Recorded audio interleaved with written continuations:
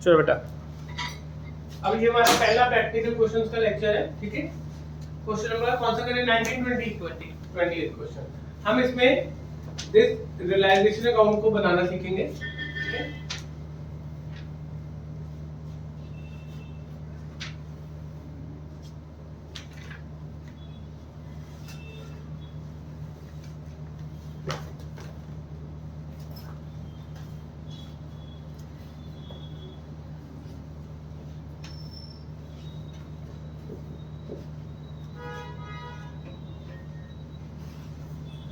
इस तरह से आपने बना देना है बेटा। आप लोगों को एडमिशन में, रिटायरमेंट में, दैट्स में मैंने क्या बोला था कि पहले आपने करनी है एडजस्टमेंट्स, एडजस्टमेंट्स के बाद क्या करनी है?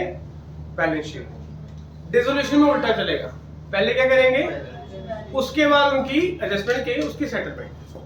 तो बैलेंस शीट पे आ जाते हैं, एसेट साइड। चलो बोल अनुभव, क्या लिखा है एसेट साइड? बैंक आएगा इसके अंदर? नहीं आएगा, क्योंकि बैंक का अपना अकाउंट बनता है। अपार्ट फ्रॉम बैंक और कैश सारे बैलेंसेस ट्रांसफर होते हैं, फिक्टिशियस एसेट भी छोड़ देंगे। फिक्टिशियस एसेट और रिजर्व्स कहाँ जाते हैं? पार्टनर्स कैपिटल में। सेम लॉजिक वही रहेगा, ठीक है। जिसमें बिजनेस बंद हो रहा है, रिजर्व्स आ जाएंगे। चलो बैंक के बाद नेक्स्ट क्या है? तो यहाँ पे हम इसको ऐसे लिखेंगे, to sundry assets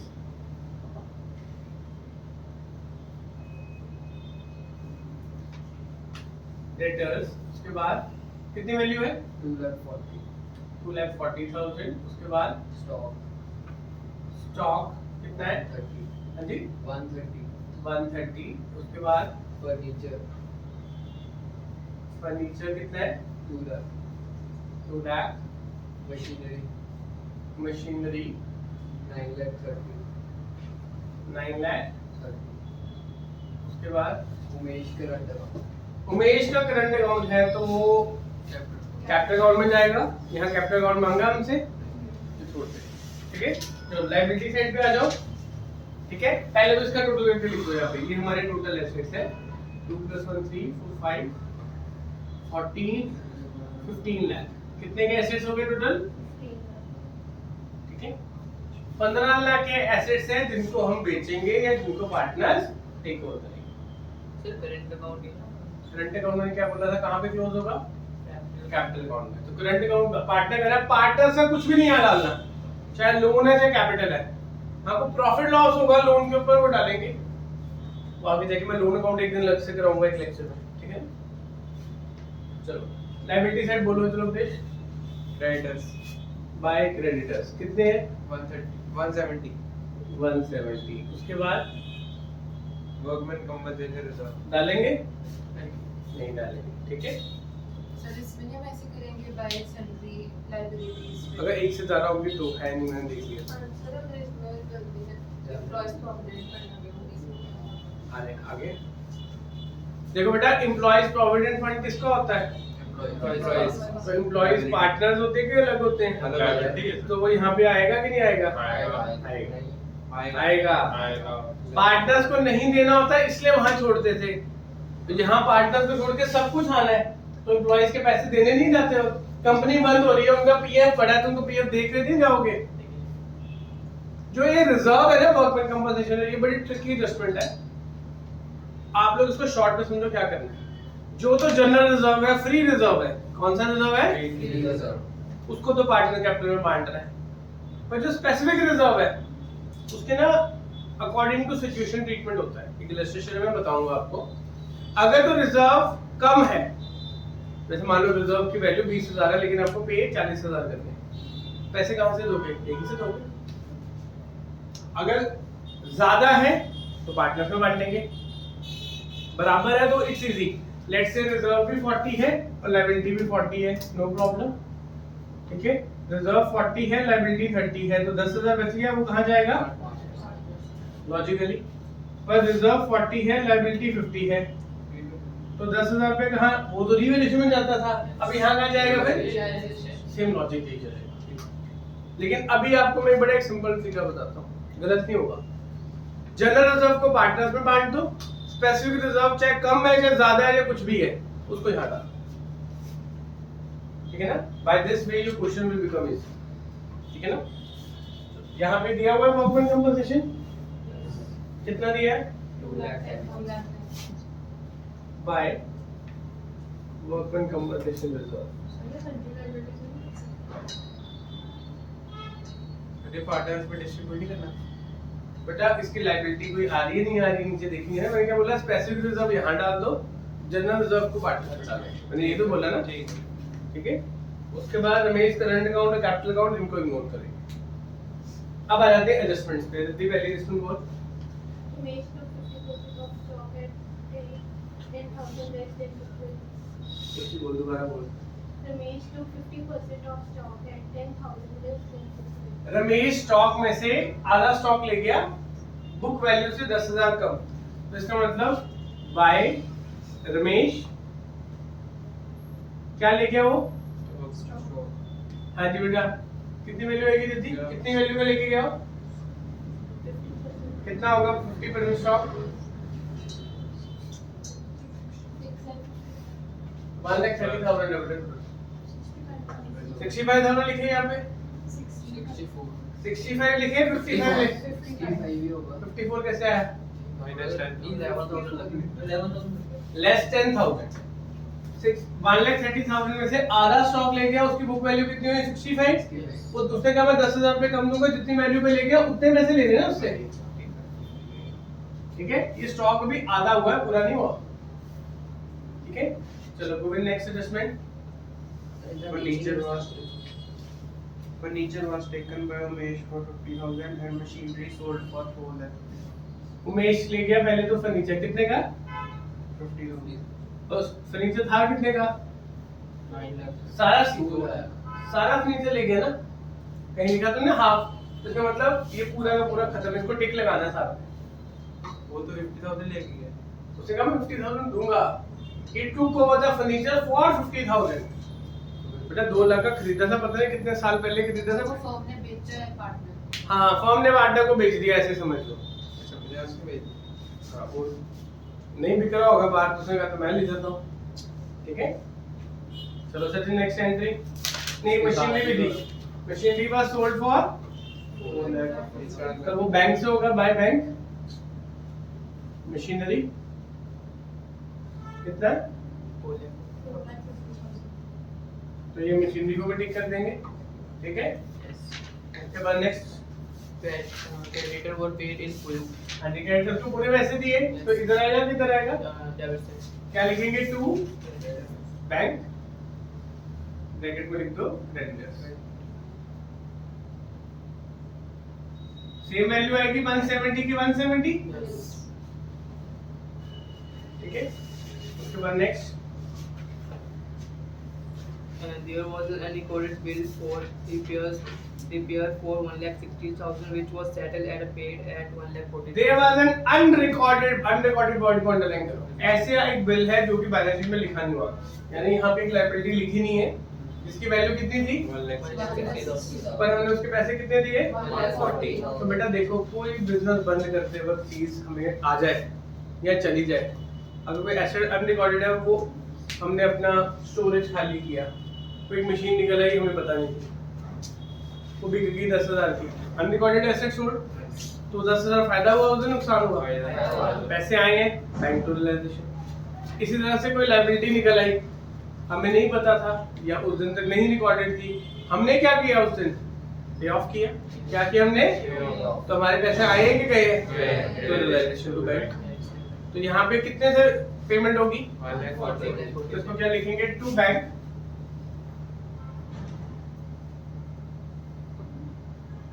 unrecorded liability. Unrecorded कितने का? 20,000 का गैप है, वो भी हम कहीं पे नहीं करेंगे. बेटा हमने कहीं दिया, अगर बुक्स में रिकॉर्ड होता तो हम कहते फायदा हुआ, रिकॉर्डेड नहीं है, अनरिकॉर्डेड है। अनरिकॉर्डेड एसेट और लायबिलिटी का जो नेट आ रहा है या जा रहा है वही रिकॉर्ड होना है, उसमें फायदा नुकसान कुछ नहीं देखना। वो तो हम कह रहे हैं ना 160 था, तो सेटल कितने का वो? कोई मेरे से पैसे मांगने आ गया 5 लाख, वो बाद में बात 1 लाख पे खत्म हुई, तो पैसा एक्चुअल में कितने की ट्रांजैक्शन हो रही है? 1 लाख। ओके, तेरी डेबिट कैसे हुआ? पैसे गए हैं क्या आए? आए.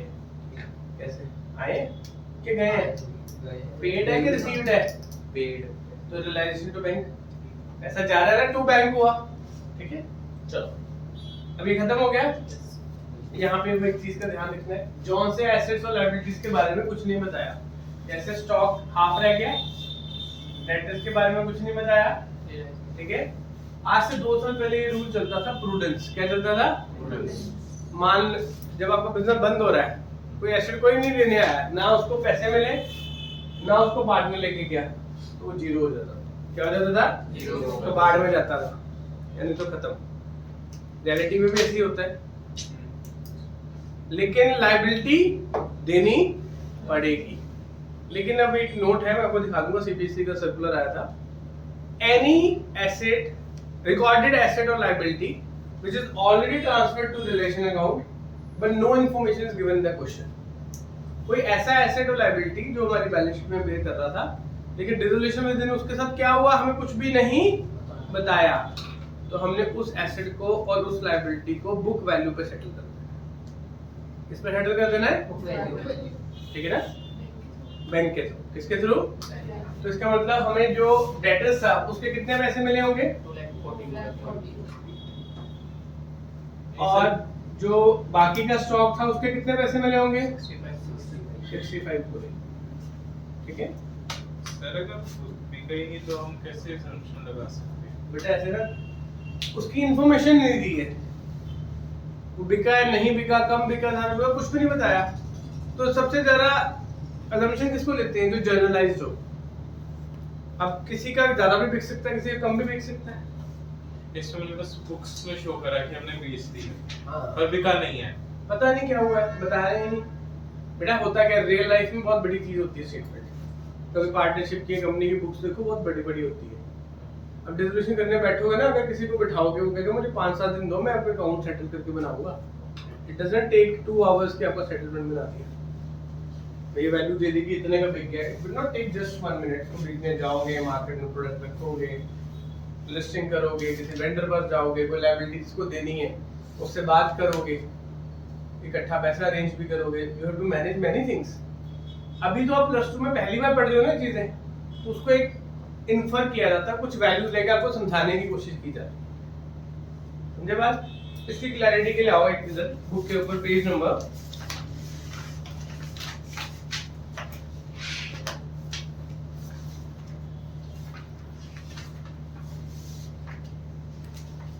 7.258 तो आओ, इसके ऊपर लिखा हुआ पॉइंट्स टू रिमेंबर।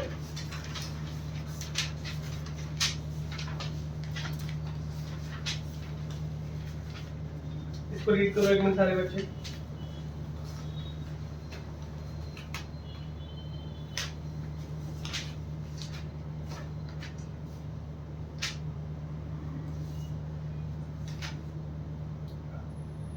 इसको स्टार लगा लो टेबल को, ठीक है।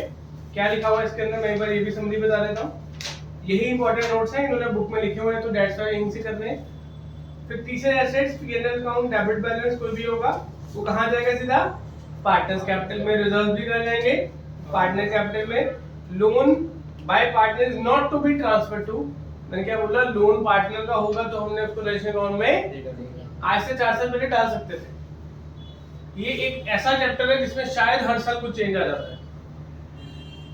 अभी इस साल तक कुछ नहीं आया, बस सितंबर 30 तक जो चेंज आएंगे हमने करने हैं कल्टीवेट। 30 सितंबर के बाद फिर सैंपल पर रिलीज होते हैं, ठीक है ना। तो ये ऐसा चैप्टर जिसमें हर एवरी सेकंड थर्ड ईयर कोई ना कोई चेंज आता है। शायद वो चेंज गलत भी हो, लेकिन हमें जो सीबीएसई ने गाइडलाइन दे दी कि हमने इसका ये ट्रीटमेंट लेना है। बोर्ड ऑफ स्टडी होती है, मेंबर्स होते हैं, जो टीचर्स होते हैं, उन्होंने डिसाइड किया कि हम एक कॉमन ट्रीटमेंट को ठीक मान के चलेंगे, तो आपको वही ट्रीटमेंट देना, ठीक है। Reserve and surplus are not to be transferred to realisation, क्योंकि फ्री रिजर्व्स कहां जाएंगे? पार्टनर कैपिटल में। काफी लॉजिक्स क्लियर भी है पिछले चैप्टर से, ठीक है। Whenever asset liabilities transferred to realization, related provisions and reserves are also to realization। क्या बोला उसने? related provision and reserve, यानी कि specific provisions and specific reserve दोनों कहाँ जाएंगे? तभी मैंने इसको यहाँ ट्रांसफर किया। जो फ्री रिजर्व है, फ्री रिजर्व मतलब जो किसी स्पेसिफिक चीज के लिए नहीं बने, और प्रोविजन तो होता ही हमेशा स्पेसिफिक है। जनरल प्रोविजन कभी आया ही नहीं आज तक, ठीक है ना। तो इसका मतलब जनरल रिजर्व को पार्टनर कैपिटल में डालेंगे, लेकिन स्पेसिफिक रिजर्व्स को कहां डालेंगे? रियलाइजेशन में डालेंगे। Balance of realisation profit loss वो लास्ट में निकलेगा हमारा। gain or loss is transferred to partner's capital account. Loan to partner by firm is received in cash or check. मतलब लोन अकाउंट के बारे में एंट्री बताइए कि पार्टनर के लोन को हमने सीधा सेटल करना है, पेमेंट लेकर या देकर, वो अलग से करेंगे। एक निकालो पेज नंबर 7.10, ये भी बहुत इंपॉर्टेंट है। सर पार्टनर कैपिटल भी इसी में सेटल कर देते हैं, कैसे कर सकते हो बताओ? वैसे पूछ रहा था इसके बाद बनेगा दोबारा से। दोबारा से कैसे? पहले कब बनाया तुमने? नहीं मतलब पहले तो बना ही हुआ था ना। पहले बना हुआ था, बिजनेस चल रहा था, हाँ। अब बंद होने वाले उनका हिसाब नहीं निकालेंगे तुम्हारे कितने पैसे बनते हैं, अच्छा वो प्लस माइनस करा करते हम हैं। करेंगे। फिर कैश भी फिर बैंक का फिर उसमें से उनको पैसे देंगे और लेंगे, वो कैश में जाएगा। ठीक है, ये मिल गया accounting of unrecorded asset and liability. एक पॉइंट डिस्कस कर रहे थे, क्या लिखा है? Unrecorded asset are the asset which exist but are not shown in the books. This may be because either they are written off or accounted as revenue expenditure omitted. क्या पता हमने किसी एसेट को 10 साल में डेप्रिशिएट कर दिया, वो खत्म हो गया बुक्स में से, पर वो लोहे की बिल्डिंग थी, वो मशीनरी थी कोई, वो पड़ी है, काम आ रही है, बुक्स में से राइट ऑफ हो गई है, लेकिन वो काम आ रही है, उसकी रीसेल वैल्यू मिल रही है मार्केट में, तो क्या बेचेंगे? नहीं बेचने वाले, बेचेंगे ना, इस तरह से। उसके बाद अनरिकॉर्डेड लायबिलिटीज और liabilities which may not be shown in the books but it may be because they are either not recorded or accounted as income. ये तो बताया नाम क्या है। Since these are not recorded, assets and liabilities are not transferred to realization. तो पहला point, जब ये ट्रांसफर एंट्री करते हैं इसके अंदर अनरिकॉर्डेड एसेट और लायबिलिटी को डालना नहीं है, क्योंकि ये हमारी बैलेंस शीट के अंदर एग्जिस्ट। तो इसमें ट्रांसफर में कौन सी एंट्रीज आएंगी? सिर्फ कौन सी कहां एग्जिस्ट कर रही है? बैलेंस शीट में। ठीक है, उसके बाद realization of unrecorded assets and liabilities and payment of unrecorded liabilities are credit or debit to relation। मतलब इनका जो पैसा आएगा और जाएगा, यहाँ पे अनरिकॉर्डेड बिल का पैसा गया क्या था कि आया था? तो हमने यहाँ रिकॉर्ड कर दिया। ऐसे किसी एसेट के पैसे मिलेंगे तो यहाँ पे रिकॉर्ड कर दिया। जो अभी तक किया उसकी मैंने थ्योरी दिखा दी था आपने। उसके बाद unrecorded amount rise from unrecorded हो गया। Unrecorded asset taken over by partner is debited to concerned partner, credited to realization। अगर unrecorded asset के हमें पैसे नहीं मिल रहे, एंट्री क्या? Bank to realisation. अगर कोई पार्टनर ले जाएगा तो एंट्री क्या होगी? Partner to realisation. तो बैंक की जगह क्या रिप्लेस होगा? पार्टनर। यहाँ पे भी तो बैंक की जगह क्या रिप्लेस हो रहा था? पार्टनर। ये बात समझ लगी? When a partner pays off unrecorded liability, ठीक है, realisation account is debited, same उल्टा आ गया। एंट्री इज नॉट पास, ये वाला बहुत इंपॉर्टेंट पॉइंट है last. If unrecorded asset is given against unrecorded liability. मेरे पास एक मशीन पड़ी है, तो बंदा आ गया, यार मैंने तेरे से पैसे लेने थे, तुम बिजनेस बंद कर रहे हो। मैं कहूँ कितने हो? कहता 5,000। मैं कहा ये ले मेरी मशीन 10,000 की ले जाता, मेरे से इस वक्त पैसे मत मांगो। मतलब मेरा एक एसेट है जो बुक्स में रिकॉर्डेड नहीं है, मेरी एक लायबिलिटी है बुक्स में रिकॉर्डेड है, वो म्यूचुअली सेटल हो गए। क्या हो गए? मान लो एक बंदा आया कि मैंने 50,000 रुपए लेने, मैंने कहा मेरी मशीन है, वो कहता है यार ये तो 20,000 से ज्यादा की नहीं है। मैं कहता चल ये भी ले ले, ऊपर से 10,000 और ले ले, बात खत्म कर। तो इसका मतलब मैंने एक्चुअल में पेमेंट कितनी की, वो रिकॉर्ड होगी सिर्फ। जो म्यूचुअली एसेट और लायबिलिटी आपस में पे ऑफ हो गए, दोनों बुक्स में रिकॉर्डेड नहीं थे या रिकॉर्डेड थे। अगर ऐसा भी आ जाए कि हमने डेटर को कहा तुम इससे पैसे ले लेना, डेटर क्रेडिटर को म्यूचुअली सेटल कर दिए, ए को कहा तुम बी से पैसे ले लेना, मैं सी हूं बीच में। तो इसका मतलब जब कोई mutual settlement of recorded asset with recorded liability, unrecorded asset with unrecorded liability, यानी एक्चुअल आपको ना पैसा देना पड़ रहा है ना आपको पैसा मिल रहा है, तो उसको रिकॉर्ड। ये क्लियर हो गया? यहाँ पे कोई दिक्कत? ठीक है, एक पॉइंट रह गया जो मैंने आपको नोट दिखाना था। अगर एक चीज रिकॉर्ड हो दूसरी ना हो, जो रिकॉर्ड है, जैसे अनरिकॉर्डेड एसेट है, रिकॉर्डेड लायबिलिटी है। जैसे किसी क्रेडिटर को मैंने बोला मेरी मशीनरी ले जाओ, तो क्रेडिटर की पेमेंट तो हुई ना, तो वो एसेट अगर क्रेडिटर को ना जाता तो हमें पैसे आते, तो वो पैसे नहीं आए, फिर वो रिकॉर्ड होगा, जिस वैल्यू से बोला था उस पे होगा। ठीक है, पॉइंट लिखा ही नहीं इस पर, when there is no value given for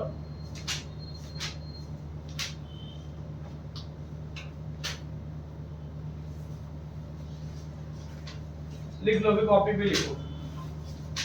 तो याद है बुक में मिलेगा, देखो नोट लिखो नीचे, व्हेन इसी के नीचे लिख लो note.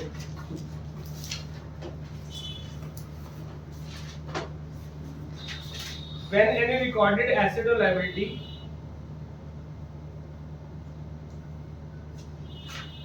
is transferred to realization account, When any recorded asset or liability is transferred to realization account,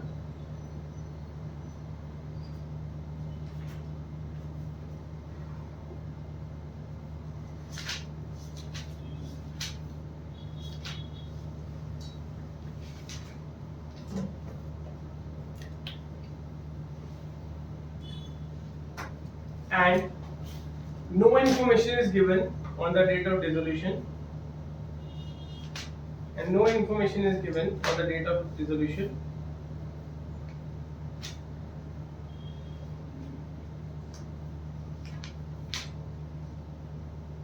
comma, those assets and liabilities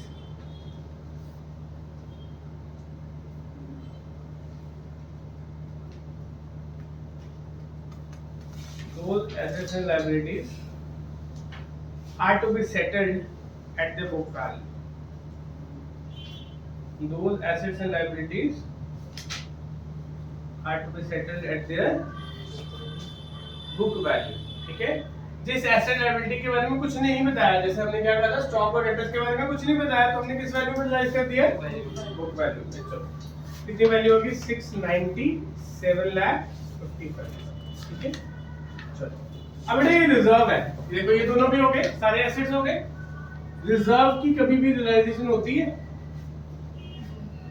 reserve की रियलाइजेशन नहीं होती, तो ये रिजर्व, अब इसकी कोई लायबिलिटी नहीं आई, अगर कोई लायबिलिटी आती तो यहाँ पे हो जाती, तो इसका मतलब ये रिजर्व अल्टीमेटली किसको जाएगा, तो ये स्पेशल केस के रिजर्व की लायबिलिटी ना तो पार्टनर्स में डाल सकते हैं, बट आप एक ही ट्रीटमेंट याद रखोगे, तो ये क्या करेगा कि अल्टीमेटली रिलेशन का प्रॉफिट बढ़ाएगा, क्या करेगा रिलेशन का, और वो प्रॉफिट जाएगा भी किसको, डैश पर स्पेसिफिक रिजर्व यहाँ डालो, अगर लायबिलिटी होगी तो यहाँ डाल देंगे, नहीं होगी तो पार्टनर्स का प्रॉफिट। चलो बैलेंसिंग फिगर निकालो इसका,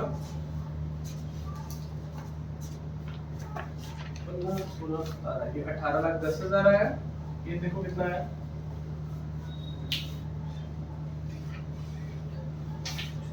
कम है, ईयरली सेट बड़ी है, 18,10,000।